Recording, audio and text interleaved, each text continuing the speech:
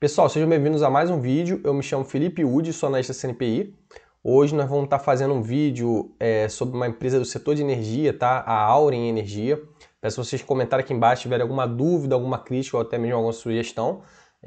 Da mesma forma que nos vídeos passados que eu botei no canal, eu também vou estar olhando aqui para o lado que eu estou fazendo live no Instagram ao mesmo tempo. Peço para vocês deixarem o like, se inscreverem no nosso canal também. E qualquer dúvida é só comentar depois aí que a gente está sempre esclarecendo, tá? Então a Auren Energia, tá? Uma empresa de valor de mercado alto, né? 14 bi. Normalmente as empresas de energia elétrica, tá? Elas têm um valor de mercado altinho, tá? Por mais que sejam empresas que abriram capital há pouco tempo. Boa noite, Vitor. Forte abraço aí. Porque elas têm muitos ativos, né? Empresa de transmissão tem aquelas torres de transmissão, linhas de transmissão, empresa de distribuição tem as malhas de distribuição residenciais, a empresa de geração tem as usinas de geração de energia, seja renovável, seja de geração térmica, seja de geração de energia hidrelétrica. Enfim, então elas têm muitos ativos. Então acaba que o valor de mercado acaba refletindo um pouquinho. Tá sem som aí, Vitor? Tá escutando nada não?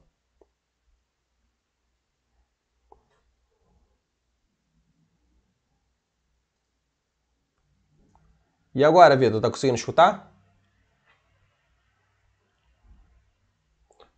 Acaba que esse valor de mercado acaba refletindo um pouquinho no valor patrimonial das empresas. Qualquer coisa dá um retorno. Tá chiando, estranho. E agora, voltou o som? Tá conseguindo escutar? Beleza. Então assim, como eu estava falando aqui, a gente vai fazer o vídeo agora primeiro. Tô olhando aqui para a tela também do computador que eu estou fazendo vídeo no canal do YouTube. Começamos com a Auren Energia, tá? Então as empresas de energia, elas costumam ter um valor de mercado altinho porque elas têm muitos ativos, né? Sejam ativos de transmissão, seja ativo de distribuição, seja ativo de geração. E a Auren, ela tem um valor de mercado de 14 bi, tá? É uma empresa que abriu capital há pouco tempo, né? Tem um pessoal aí que está querendo investir muito nela por conta do Luiz Barsi, que é o maior acionista pessoa física da Bolsa de Valores, e aí o pessoal acaba indo atrás das dicas, né? Mas a gente não tem que investir por conta de fulano de tal falou, porque Cicrano também falou que é boa empresa. A gente tem que saber analisar por conta própria e saber se faz sentido para o nosso perfil, por que que a pessoa está investindo lá. Às vezes ela está investindo por um motivo que não é o mesmo motivo que a gente, tá? Existem diversas, nesse setor de energia, existem diversas empresas boas, né? Então a gente, assim, até olhando aqui as demonstrações financeiras, como é uma empresa que abriu capital há pouco tempo, a gente não consegue nem ter uma base de comparação interessante, tá? Então, assim, ela tem uma margem bruta alta, mas o setor de energia é ok, né? Uma receita de 2,6 bi. E lembrando, tá? A Auren é uma holding, tá? Ela investe em outras empresas. A gente vai abrir aqui daqui a pouco o balanço patrimonial. Balanço patrimonial não, os balanços financeiros. E a gente vai dar uma olhada, né? 1,3 de EBIT, né? 1,9 de EBIT, já tem muita depreciação por conta da quantidade de ativos. E o resultado financeiro dele está pesando bastante, né? Endividamento bem alto, né? Algo que não é muito interessante, né? Mas tudo bem, né? Como está investindo agora, realizou IPO há pouco tempo e tal, mas ela tem uma dívida bruta aí de 5,5 bi e um caixa de 3,3, mas uma dívida líquida de 2,2 bi. Uma empresa que abriu capital há pouco tempo, normalmente essas empresas não ficam tão alavancadas assim, né? Cotação dela está cerca de R$13, né? Deixa eu ver aqui, ela abriu capital. Acho que listou agora em 2022, né? Apesar de processo de abertura de capital há pouco tempo. Então ela deu uma quedinha, mas uma quedinha não tão forte. O setor de energia é um pouquinho mais perene, né? Então acaba que as empresas de energia não sofrem tanto, né? Vamos dar uma olhada no release. Como é uma holding, às vezes o pessoal também vai por conta dessas dicas. E holdings, né, normalmente são um pouco mais complicadas de analisar, tá? Porque tem resultado de equivalência patrimonial, você tem que saber como é que está a gestão, né, o objetivo da gestão da companhia, se faz sentido, né, ou se não faz sentido. Recentemente, por exemplo, a Cosan investiu lá um dinheiro na Vale, falando da Cosan, então tem que saber esse tipo de relação também de investimentos, né? Então, assim, aqui no release de resultados, a gente até consegue ter uma base de comparação com o ano anterior, né? Então, no primeiro semestre, a gente vê que ficou flat, né? Receita operacional, 2,7 bi. Quase não variou, né? Do primeiro semestre de 2022 para o primeiro semestre de 2021. O EBITDA de 600 milhões, o EBITDA já caiu, né?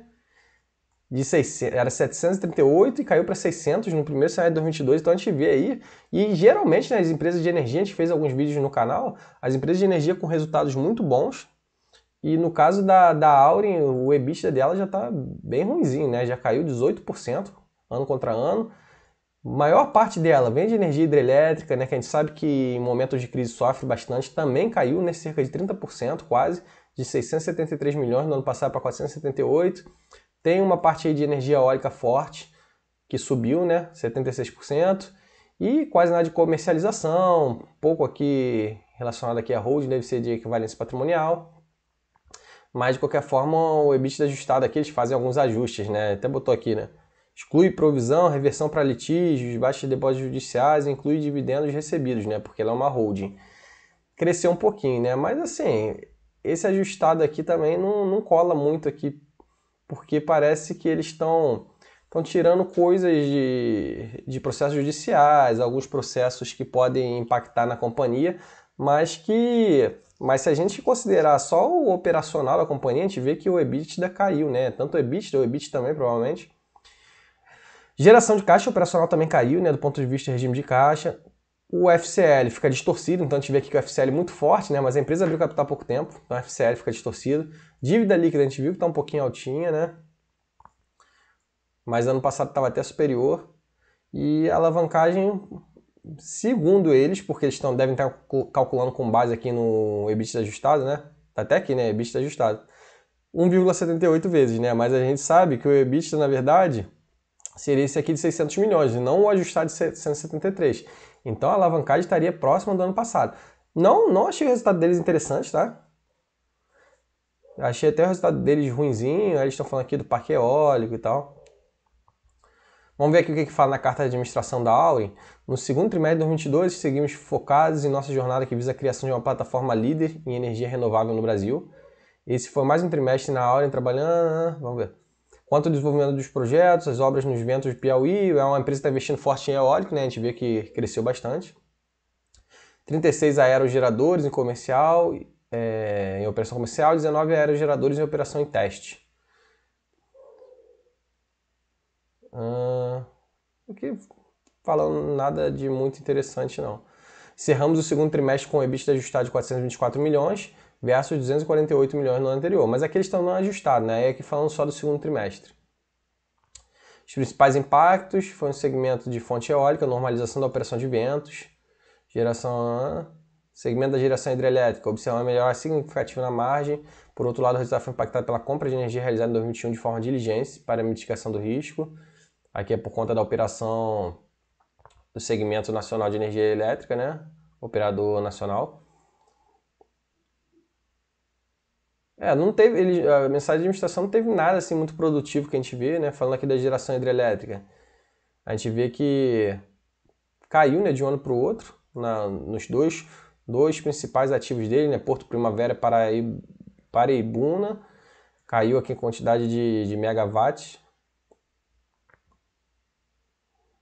E eles têm aqui participação de 100% em cada um, né? Vamos ver aqui, geração eólica. Mais ou menos flat aqui em Ventos do Piauí, que eles também têm participação 100%. E no Ventos do Araripe, eles até comentaram lá no início, né? Não, Ventos do Piauí, né? Eles tiveram um problema lá sazonal por conta da questão dos ventos. Mas no Vento do Araripe teve um aumento forte aí, mas isso aqui é por conta da natureza, não tem como eles influenciarem muito, né? Vamos ver mais embaixo aqui, dos outros ativos. Desempenho comercial.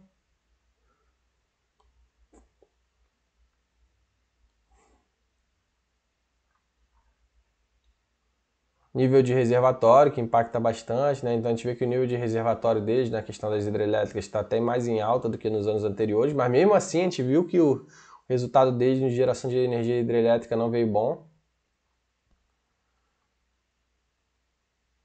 Alguns contratos dele, então a gente vê que o problema dos contratos não tem nenhum problema, né? Os contratos são bem longos, né? Então a empresa de energia elétrica normalmente é até estável, né? Até 2039, 2038, 2037.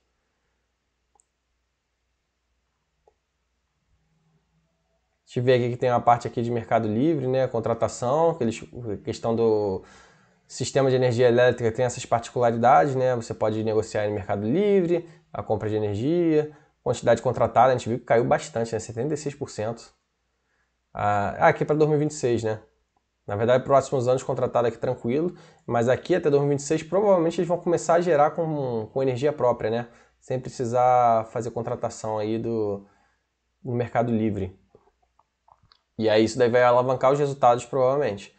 O desempenho financeiro, né, que eu acho que não é muito bom, né, por conta desse endividamento, que a gente viu que o endividamento deles também está fortinho.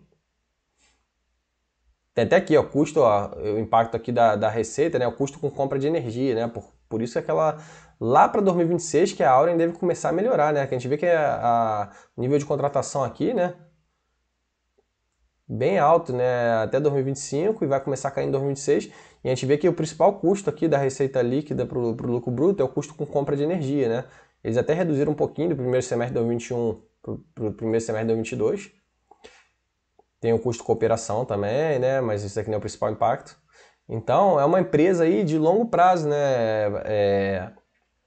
Tá investindo, né, em alguns ativos, deve começar a balancear aí entre energia hidrelétrica e energias renováveis. Muitas empresas estão fazendo isso aí.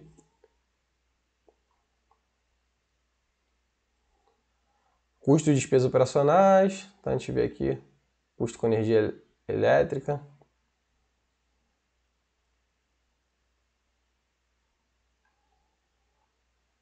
Aqui despesas operacionais propriamente, né? Pessoal, materiais, serviços terceiros, então a gente vê que a empresa... Esse daqui é um dos problemas de você investir em holding também, né? Claro que tem gente que quer investir em holding para ter uma diversificação maior e tal. Eu acho que no setor de energia tem opções melhores, sem você precisar depender de investimento em holding, né? Tem empresas aí interessantes, mas porque você tem impacto das empresas investidas e também os impactos das despesas da holding, né? Então isso aqui a gente vê que a despesa dela aqui com o pessoal cresceu bem, né? O materiais é pequenininho, porque é uma holding, tem serviços de terceiros, tem outros aqui, é mais pessoal. Esse impacto aqui, até na Itaúsa mesmo o pessoal fala, né, que tem desconto, investindo em Itaúsa e Itaú, tem esse investimento aqui, tem essas despesas operacionais dentro da holding, né? Mas ainda não é nada tão expressivo também, né?